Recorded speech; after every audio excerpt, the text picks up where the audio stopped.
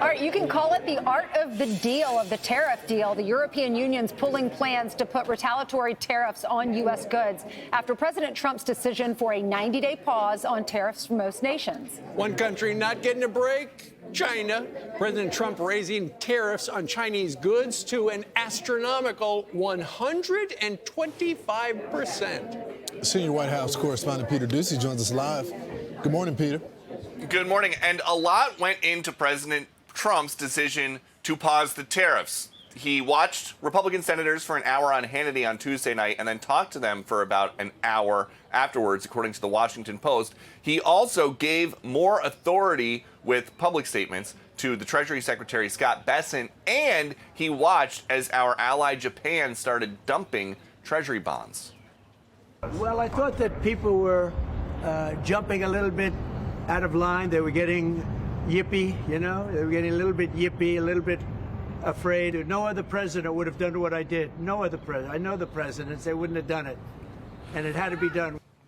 The pause is met with a pause from the Europeans. The European Commission President Ursula von der Leyen just wrote, "We took note of the announcement by President Trump. We want to give negotiations a chance while finalizing the adoption of the EU countermeasures that saw strong support from our member states. We will put them on hold for 90 days. And the Goldman Sachs decision to pull their recession prediction came after a great day on Wall Street yesterday. The Dow finished up 8%, the S&P up 9.5%, the Nasdaq up 12%. And White House officials want credit, with 15 countries offering new trade deals, 70-plus countries calling to talk tariff rates.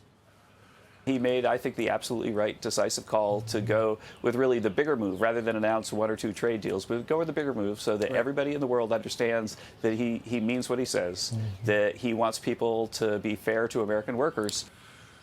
According to an item in the Wall Street Journal today, President Trump was prepared for the new tariff policy to lead to a recession in the United States, but the concern started growing that there could be a depression. That is what he wanted to avoid. That is why they got ahead of any kind of a decline like that with this pause. Back to you. And Peter, so you said that the country of Japan was dumping the U.S. Treasuries. And that's one of the red warning lights there on the Resolute desk in the Oval Office. But China, who right now is our trade adversary, China owns close to $1 trillion worth of U.S. Treasuries. So if they started dumping them, that could be not a good thing. That would be a problem. And there are also reports now that the Chinese are going to try to essentially take their new position as the White House is trying to make them the bad guys of trade in the world, that they're going to just start flooding the world marketplace with cheaper goods, not only to hurt the U.S., but also to hurt other American trading partners. And so that could be their way around if there is not a deal soon. Obviously, that's something that can't happen overnight, but the Chinese are known for building huge entire cities very quickly. So if they want to start building factories to flood the global marketplace with cheap goods, they could. But it is worth just looking at this whole thing. We don't know how it is going to play out, even today. But a month ago, there were not countries lining up to make trade deals with the United States. That's right. And so today, at a minimum, President Trump has completely, he wants to rebalance the economy of the world. We don't know if that's going to work yet, but he has, at a minimum, completely changed the conversation about trade everywhere on the planet. Peter, you're right. You're absolutely right. And when we were interviewing Kevin Hassett, he said that there at least, we know that we've heard there's 70, 75 countries that have come to the table, or at least called the president. But he said there are 15 countries that have actually turned in deals. He said, we're not sure. I'm not going to tell you which countries those are. And he said, I'm not sure if we're going to accept those deals. There might have to be some negotiations. But that's very promising. And you're absolutely right. We're in a much better place today than we were a month ago. That can't be understated. Right. Are you hearing anything, Peter? Any of your sources telling you which countries might have turned in these deals? That was big news on Fox and Friends 20 minutes ago from Hassett that there are 15 deals in theory. We don't know, other than the Japanese and the South Koreans and the EU are at the top of the list. And so they might not want to shake things up too much every day, but the next time, this is a president who is very, very good at changing the subject and changing the conversation. We saw that yesterday. So they might let yesterday's pause breathe a little bit, and the next time that they need to change the conversation, that is probably when we are going to get an announcement about the first deals. All right. Thanks, Peter. Brian, let's bring you back in, because I think the conversation has to go to, look, no matter what deal is done, it's a lot better than what we were getting for these other countries to begin with. Plus, we've isolated our number one enemy, China. Yeah, and they'll probably have a few moves like they have our debt, but they've really stopped buying our debt. Right now, the futures are going to give back. It looks like we're off 500 points when we open up. I'm very curious to see why that would be. But I also see that when we look at the import-export balance, it's a little bit more balanced in years past, but U.S. exports to China, $143 billion. Okay, that'll hurt because they upped our tariffs. But the U.S. imports from China, $438 billion. What we got to do is two things. We got to massively look for other places to make our stuff while baking it at home.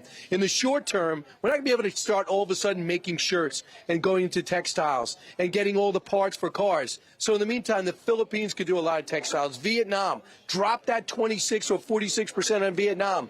Allow these people, these garment makers to be their shirt makers, the people that make our clothes. They want to go to Vietnam, go do it. That's the way to show China we don't need them, because we have to decouple. That's the message. Yeah. All right, stocks soaring after President Trump announcing a tariff pause for most nations. Those are for the reciprocal tariffs. Yesterday, the S&P 500 surging 9.5%. Its third best day since 1940. The president, however, is still pushing aggressively against China, raising tariffs even more against the communist nation to 125%. Meanwhile, for the other nations, the reciprocal tariff have been paused for 90 days, but a 10% baseline will still be in place. We've got the best guest to talk about this. He is the director of the National Economic Council. Kevin Hassett joins us from the North Lawn. Good morning to you, Kevin. Good morning. Hey, guys. I see that shortly after they paused, you went into the Oval Office with some other high-ranking officials, and you talked about, among other things, the fact that one of the things that was freaking people out is there was a gigantic sell-off in the U.S. bond market. And U.S. bonds, treasuries, have always been seen as the gold standard around the world, and if there are cracks in that, we're all kind of screwed. Well, as an economist, I can say that my judgment yesterday morning, as I was watching interest rates climb up quite a bit, that a lot of the people who normally buy U.S. treasuries were wondering whether the president was really serious about what he was saying when he was saying that we're going to renegotiate better deals for the American people. And I knew he was serious, and he knew he was serious.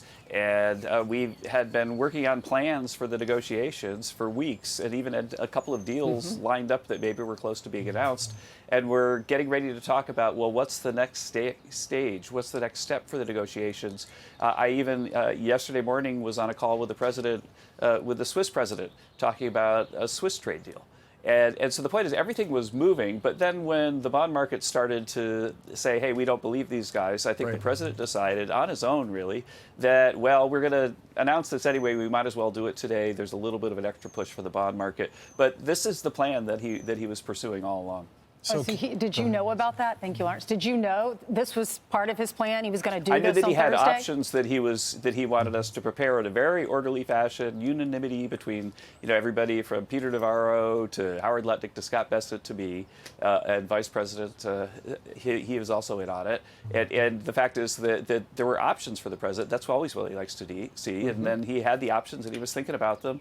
And then he made, I think, the absolutely right, decisive call to go with really the bigger move rather than announce one or two trade deals, but go with the bigger move so that everybody in the world understands that he means what he says, that he wants people to be fair to American workers. And we saw so much progress in the last few weeks once we started to announce that we're going to do this and then actually do it, that the president was sure that the process was being successful and so he could move ahead to the next step. So, Kevin, let's talk China. And when you look at some of the numbers, it's pretty stunning. When you talk about the U.S. exports to China, it's $143 billion. The imports from China are $438 billion. But when you look at the deficit with China, it's negative $295 billion. So was the goal, Kevin, always to isolate China and push them to the negotiating table? It doesn't look like they're caving yet, but it looks like that's the president's goal, right? Well, I think his first goal always was to advantage American workers. Remember, when China entered the WTO, then for the next 15 years, real wages in the United States went down by about $1,200 cumulatively. So all those cheap products didn't make welfare better off for American citizens because wages went down by more than prices because of the low demand for American workers. Right. And so what President Trump's been doing is he's been trying to drive up demand for workers, drive up wages so that real welfare improves, and he's highly confident that this policy will accomplish it. Right. There's going to be a lot of disruption for China right now because they've been dumping cheap goods into the U.S. And doing so, I think, as a strategy that it has national defense implications. And so what's going on right now with China is that the ships that are filled with Chinese products don't know where to go. They're stuck in port. The factories that are making the Chinese goods are going to have to slow down because they don't have ships to load the stuff into. Right. And that's going to put a lot of pressure on China to stop its bad acting and to come to the table. Yeah.